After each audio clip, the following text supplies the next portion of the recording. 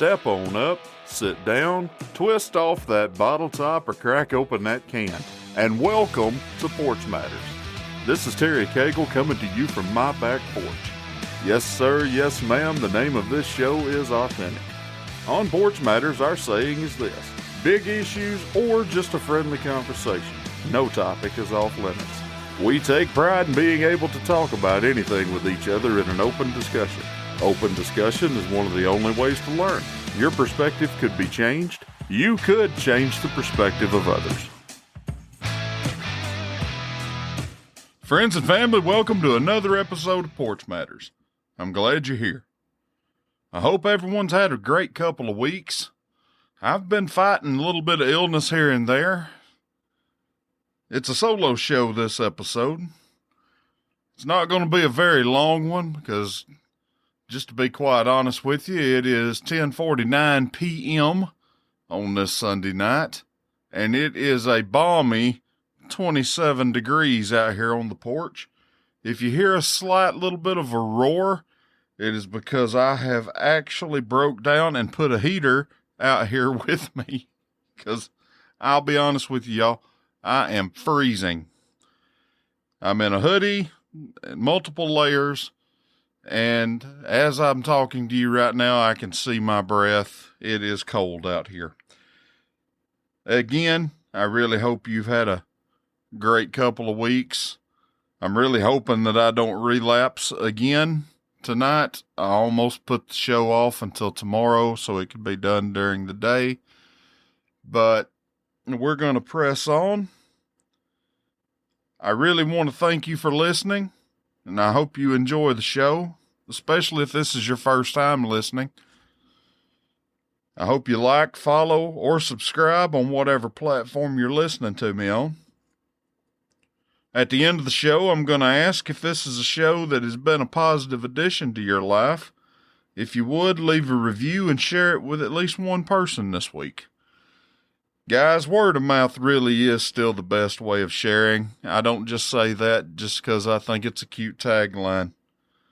I greatly appreciate you taking 2 seconds and sharing the show on your social media, either on Facebook, Instagram, or Twitter, whichever one you do.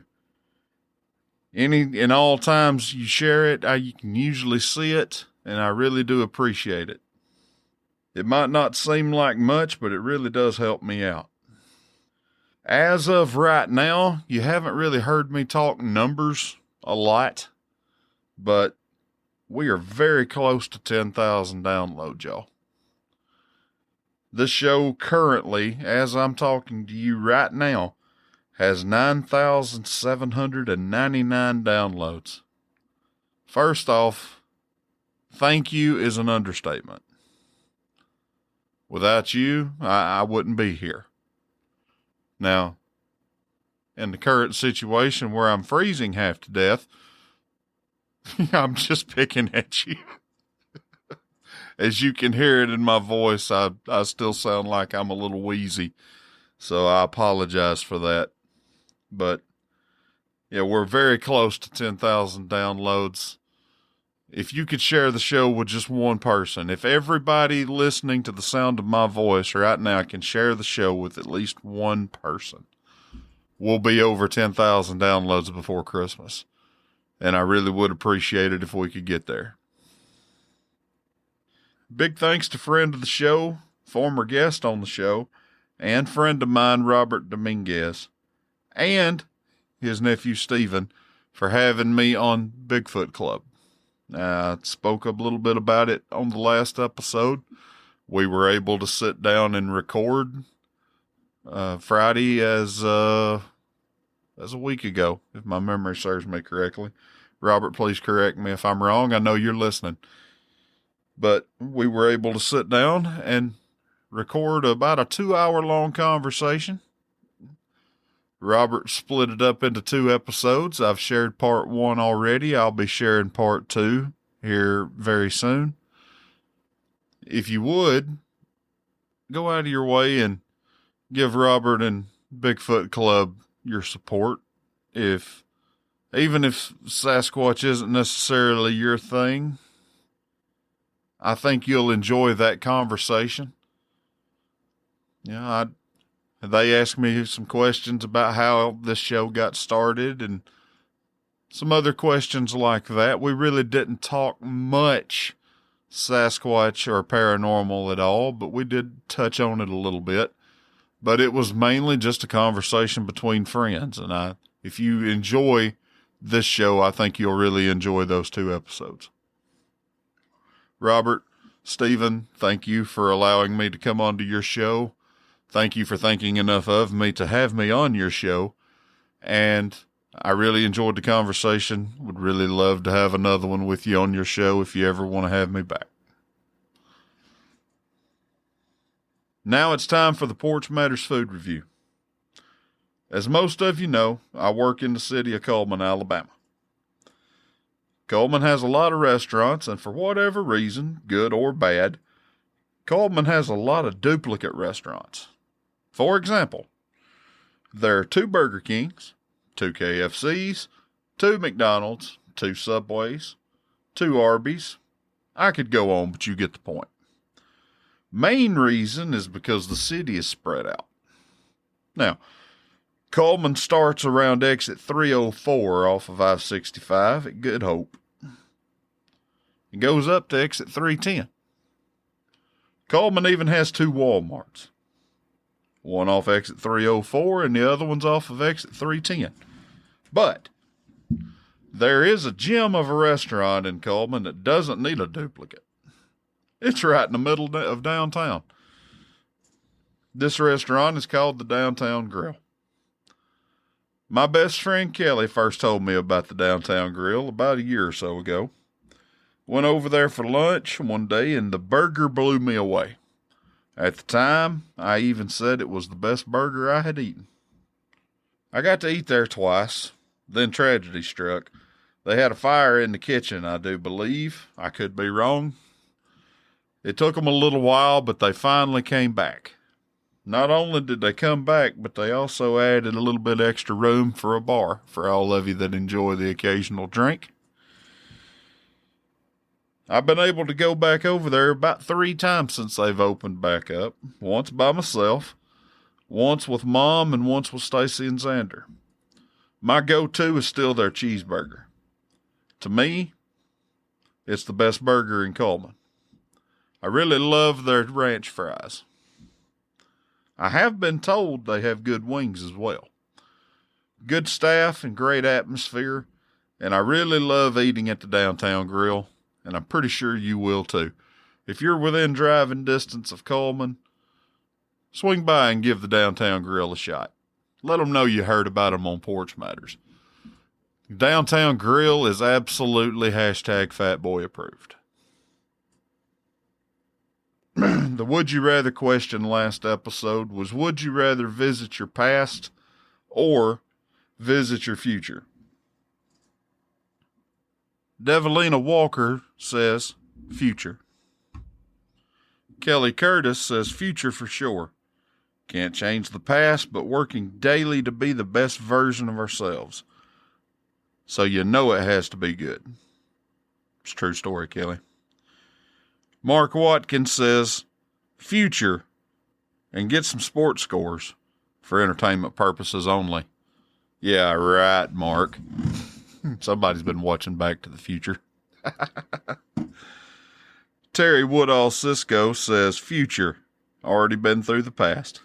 Yeah, you're right.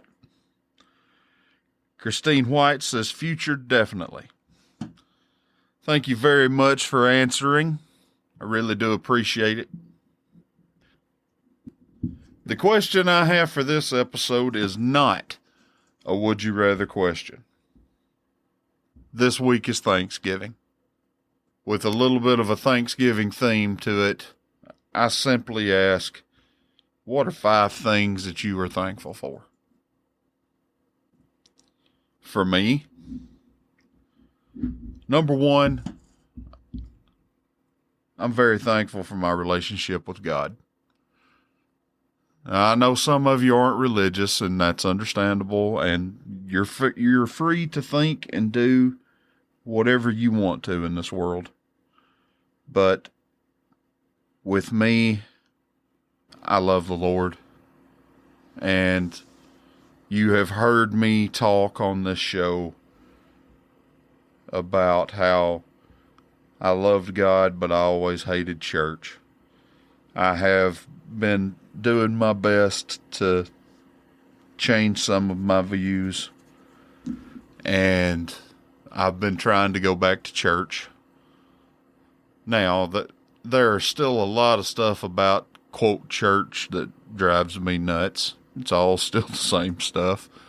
But I'll be honest with you, I've missed it because it was a huge part of my upbringing. And I love being a part of it. I'm still looking for a home, though, if that makes any sense to you. I'm very thankful for Jarrett Samuels. I'm very thankful for Tribe.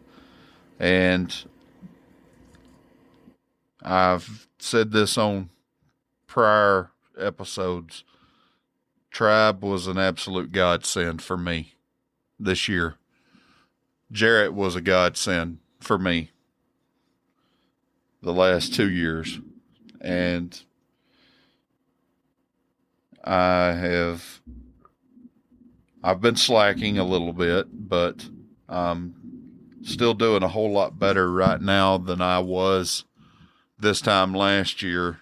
I'm definitely a whole lot better right now than I have been in a very long time.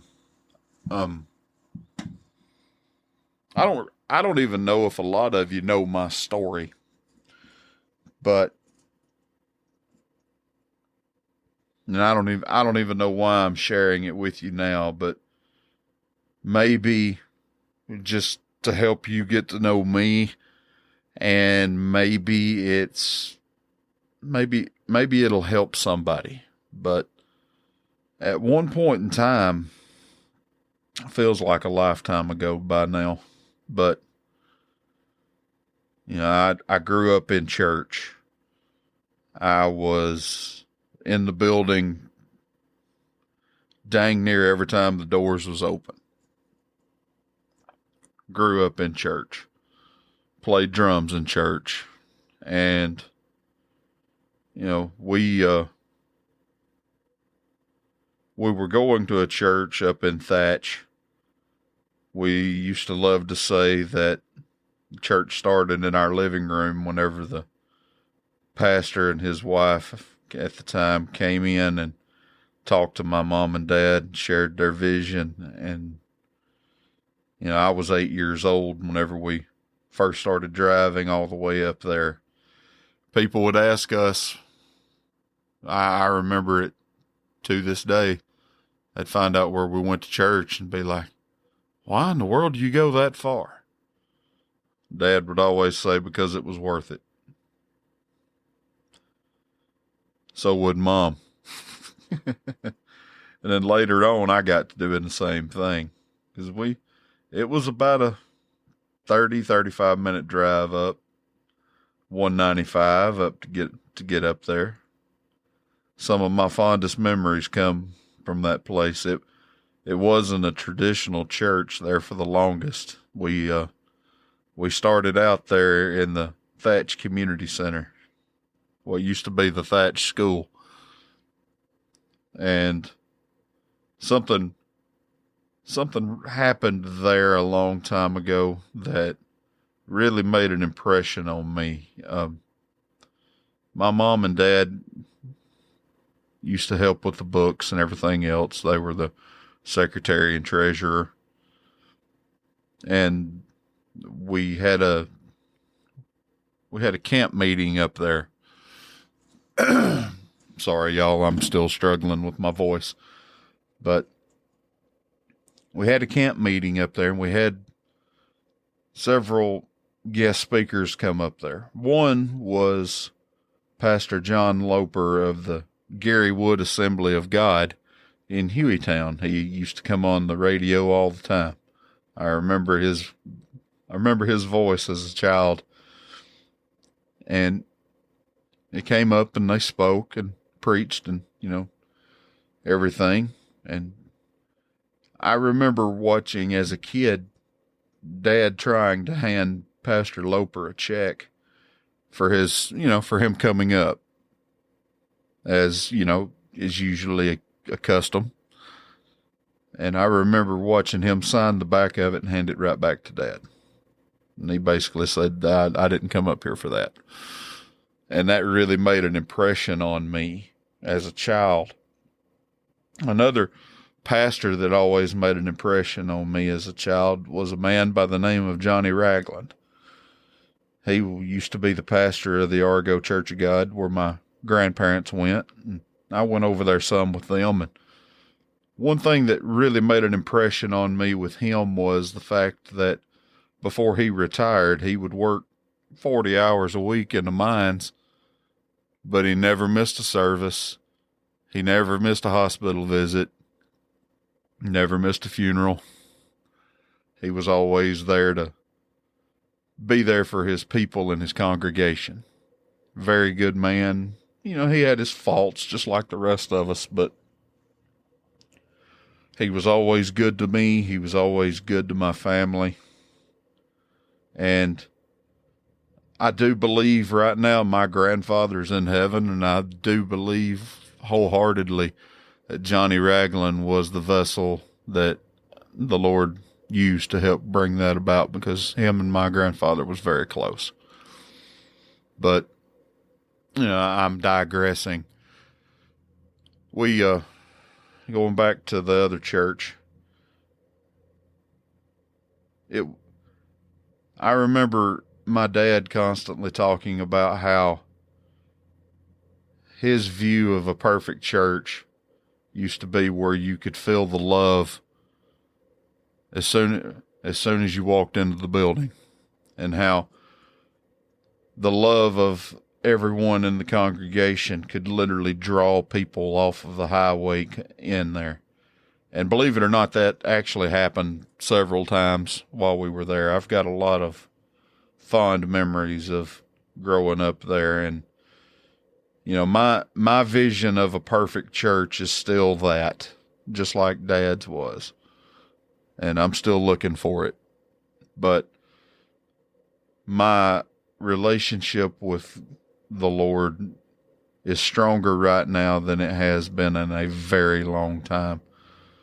And I thank Jarrett for coming on to the show and being the authentic person that he is. And, he really made an impression on me and planted some seeds back whenever he first came on that are starting to grow. And I really do appreciate you, Jared, if you're listening to this.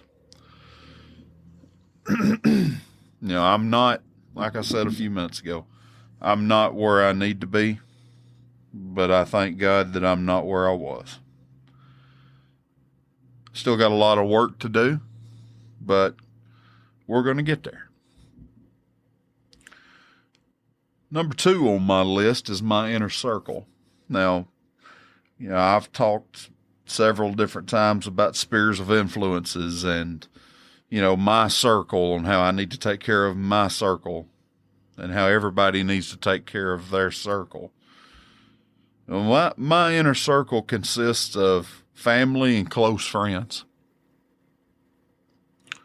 My mother, my uncle, my cousins, my girlfriend's son, Xander, her family, close friends, Kelly, Angela, Sabrina, my friend John, my friend Wayne, otherwise known as Fluid, close work colleagues, my inner circle, those that I reach out to. When Justin Heights would be another one. All of those people that I have named, and I'm sorry if I've missed a few, but the people that I consider to be in my inner circle are those that can help keep me in check, that I can lean on as well as they can lean on me. Those that if either me or them were to need to call at 3:00 in the morning and say, hey, I need you, you're not going to question whether or not they're going to be there or not. Those that are there for you no matter what. Those are my people, and that's my circle. I'm very thankful to have such a group of people that I can lean on. And you don't know how much I love you, and you don't know how much I appreciate you, and you don't know how, if it wasn't for you being who you are, I might not be who I am.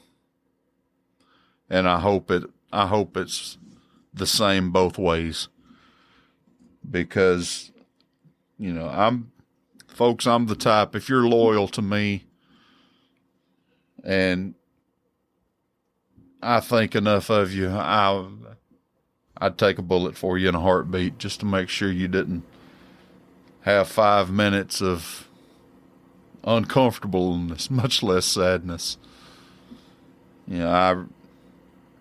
I've been told 2 or 3 times that I'm a big person, but I've got a bigger heart than anything else. And, I'm very, very thankful that God has placed different people in my life. Some of them, let's face it, some people are just going to be in your life for a season or two. Then there's other people that no matter how long you've been friends with them, they're going to be there with you for life. And I'm lucky to have people that have come through my life in a lot of different seasons and in a lot of different times that have been able to impart in me exactly what I needed at that time. And, we go our separate ways, but yet I still have something. You know what I mean? I might sound like I'm rambling, but it makes sense to me. I don't know if it's making sense to you. But, going back to my story, as I was saying, I loved that church that I was in, but I was only there for a season or two of my life. I was there between the ages of 8 and 18. And after that, I went to different places, it never was the same because of different things that transpired back then. It's water under the bridge. It's been almost 30 years ago. Well, not quite. I'm not that old yet, but, just like in everybody's life, things happened. And it is what it is. But I ended up going to another church or two and ended up playing the drums again. And then I ended up feeling like I was supposed to do more. And I felt like I was being called to be a youth pastor at the time. And I up and left another church of over 200 people to go and be youth pastor at another church. And there might have been 15 of us, including the preacher's kids. But, we ended up putting a lot of work in, we did a lot of different things there. And with the Lord's help, we were able to get the attendance up over 50. And then, some tragedy struck. And it sounds like I'm speaking in riddles, but I guess I kind of am. But, I was seeing somebody at the time, and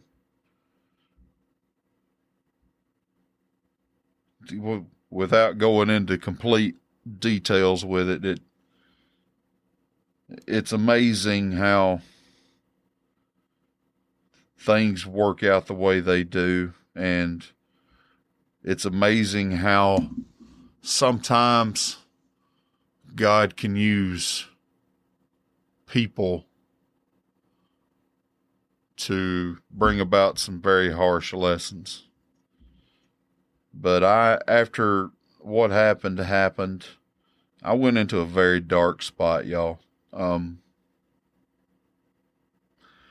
I don't know if I've shared this on the show or not, but I will now. There was a point in time right after all of that I actually took out a pocket knife, not to commit suicide, but I actually put it to my wrist to wonder and see what it would feel like. I didn't cut myself or anything like that, but I just wanted to feel for whatever reason, I just wanted to feel the blade on my wrist. And the fact that I even thought about doing that really bothered me. And just to be completely and totally honest, I allowed that person to break me. And that's very hard to admit, especially on a podcast, but I allowed that person to break me. And the reason why I say it that way now, I can't put all the blame on her.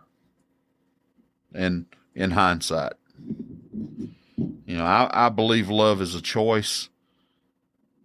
I saw red flags, but I chose to avoid them, and I chose to love her. And after I made the choice, I just totally became committed. And once I'm committed, I'm committed.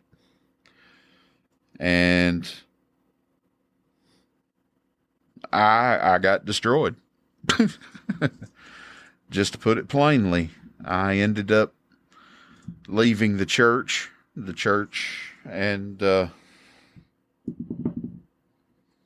I went through a period of time where I was basically working to pay my club habits.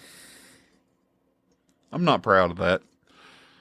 I'm also not proud of the fact that at one point in time I could walk into a club and drop anywhere between $150 to $200 and not be drunk. I was never one of those that went and bought drinks for everybody. That's not me. And, I basically went through a point in time where, and this is really hard to admit, but between things like that, and I had another friend. He was going through some issues with his now wife at the time, and we were talking this, that, and the other, and I asked him about how if he really could trust his lady, wondering if she might be off with somebody else. And he just looked at me real funny. Rodney, if you're listening to this, you should remember this story. He said, and I won't reveal the name of, but he said, she really did screw you up, didn't she? And, I say that I allowed it. I did. I allowed my own destruction, and then I wallowed in anger and self-pity for so long. And then I never really tried to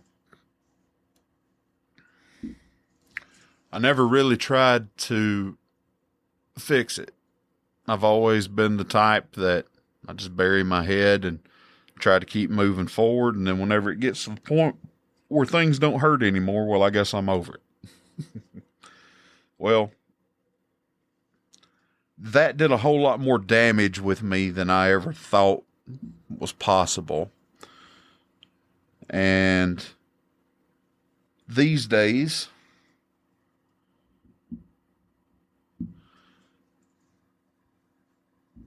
I am observant of things like that now in hindsight, because like I said a few minutes ago, thank God I'm not where I used to be.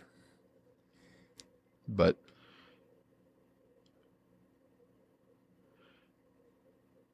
I started going back to church, but I was still shameful and guilty there for a little while, because there was a point in time, I remember this vividly, flash forward a few years, I started working at the sheriff's department in September, and my father got sick in October, and he couldn't work anymore.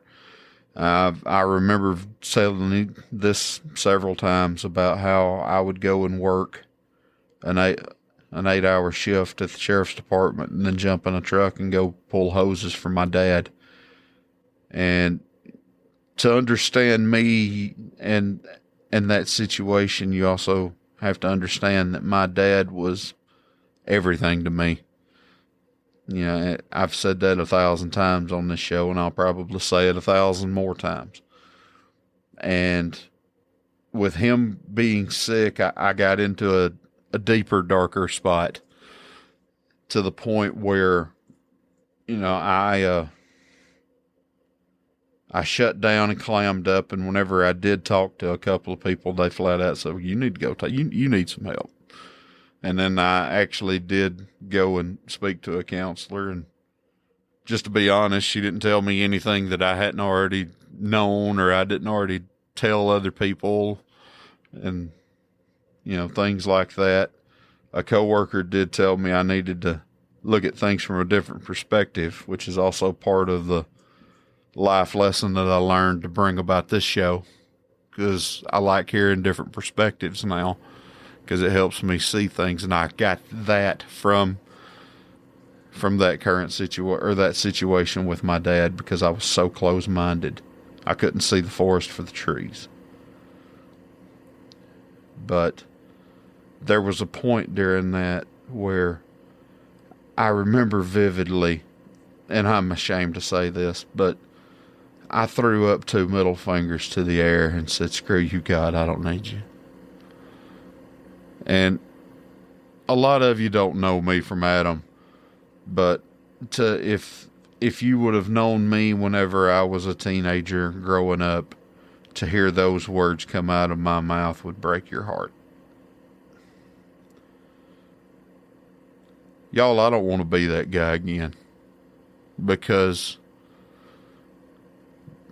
number one, I am very thankful that I have a Father in heaven that can look down on me and bless me with the gifts that he has, because I'm not worth it. I'm not worthy of it at all. And he's blessed me with a lot of stuff that I don't deserve. And, I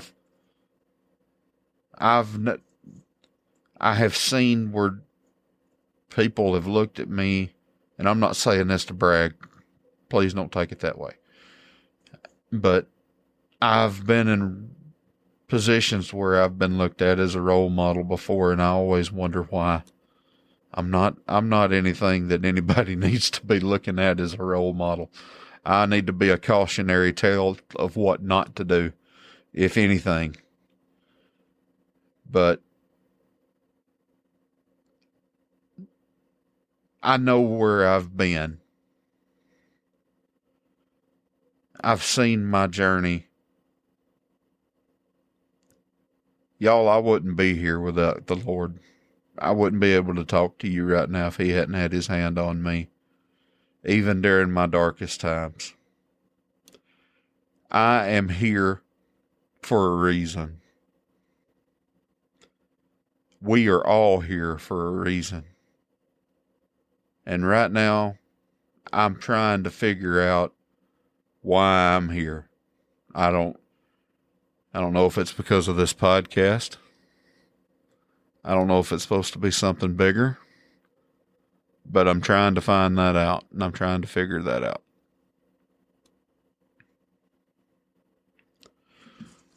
I told all of you that for this. There's a scripture in Revelations to where that I'll just pull it up and read it to you. Went to church this morning at Sumton Church of God, and Philip, we used to go play ball together, and we went to school together and things like that. And I had never heard him preach at all until today, and he did a really great job. And he spoke off of Revelation chapter 2, verses 4 and 5. Revelation chapter 2, verse 4 says, But I have this charge against you, that you have left your first love. And I'm reading out of the Amplified Version. You have lost the depth of love that you had first had for me. And whenever he was preaching, he talked about how there was probably about 3 or 5 people in the church that he was speaking to. I would have been one of them. I told all of you all of that to go to that scripture. I lost sight of my first love. And in verse 5, it says, So remember the heights from which you have fallen and repent. Change your inner self, your old way of thinking, your sinful behavior. That's what I'm trying to do. I'm trying to remember where I come from. My story isn't great, but I guarantee you it'll have a happy ending. Just like yours will too. Be thankful during this time. Be thankful for where you've come, where you've been through. We wouldn't be who we are if we haven't experienced the things that we've experienced. And sometimes we are took through bad times, not just to learn something for ourselves, but so that we can pass it forward or pay it forward and maybe be there to help somebody out along the way. I do believe that, and I believe it to be true. I remember where God has brought me. I remember those that he has put in my path that have made an impact on me. I remember those that I hope that I was able to make some sort of an impression on. And I hope all of it wasn't bad. I hope there's at least a few people walking around this earth that feels like their existence has been better because they've known me. Number 3 on my list is my job. And y'all have heard me gripe and complain about that place. But if I didn't love my job, I wouldn't do it. There's jobs out there for everybody. I could probably go find a brand new one tomorrow. But as much stress and grief as that place has caused me, I'm in a very good spot. I'm doing exactly what I want to be doing. And I also believe I'm there for a reason. And I believe I'm there for a season. And that season's not completely done yet.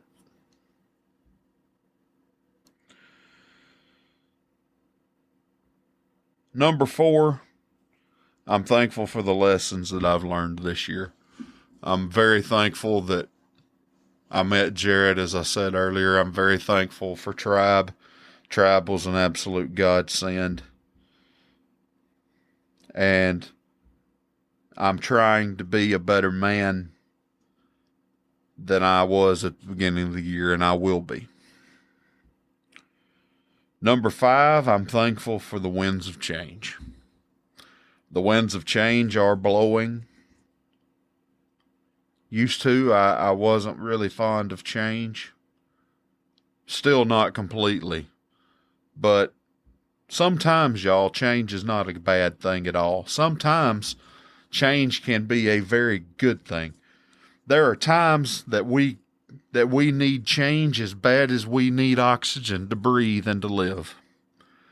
Sometimes we've got to get out of our own way to be able to see the change coming. Now, do I know what is coming? Not a clue. However, I do believe that in my life, the change that is on its way is going to be good. I can't tell you exactly what I'm looking at, and it sounds like I'm just talking in complete riddles tonight, and for that I apologize. But I'm hoping for more clarity for myself here in the next few weeks. And as soon as I get the clarity, I'll be more than happy to let you know. But the winds of change are definitely blowing. At least here at the Porch Matter Studios and in this house. And in that instance, it's kind of like standing on the beach and closing your eyes and feeling the wind hit your face. That nice warm breeze. I can almost see it now. I wish to God I could feel it because it's cold. And before I give myself a relapse, I just want you to know that I love you and I appreciate you. And I thank you very much for sticking with me through all of these episodes, through thick and thin. This might be your very first time listening to me, and you're probably wondering, why in God's name have I wasted this much amount of time? I hope you haven't really thought it was a waste of time. I really hope something that I said has made a positive addition to your life and a positive impact to your life. And if it has, like, subscribe, or follow on whatever platform it is that you're listening to us on. Please leave a review if possible. And if you would, share it with at least one friend. There again, y'all, if we share this with at least one person each episode, sky's the limit for this show. And I can't do it without you. If y'all would take 2 seconds and share the episode on social media, I would greatly appreciate it. Believe it or not, there's a ton of people still out here in this world that have never heard of a podcast. That can be a great conversation starter for just some random person you're working with or see them at Walmart, whatever. But there again, I love you, I appreciate you, and I'm thankful for you. What exactly are you thankful for? If you would, comment on social media down below the picture, and I will be more than happy to read your answers next episode. But that's all for me this episode. I hope everybody has a great Thanksgiving. I hope that you're able to get together with your family and your close friends. Remember, family ain't always blood. Family's those that stick with you through thick and thin. If you haven't got anywhere to get together on Thanksgiving, call up your friends. I'm sure they'll save you a spot at their family place. Or there's going to be several restaurants out and about on Thanksgiving that'll still be open. Make sure you tip them a little bit extra if they're working on Thanksgiving because they're sacrificing away from their family. But I will see you next time right here on Porch Matters. Happy Thanksgiving, everybody.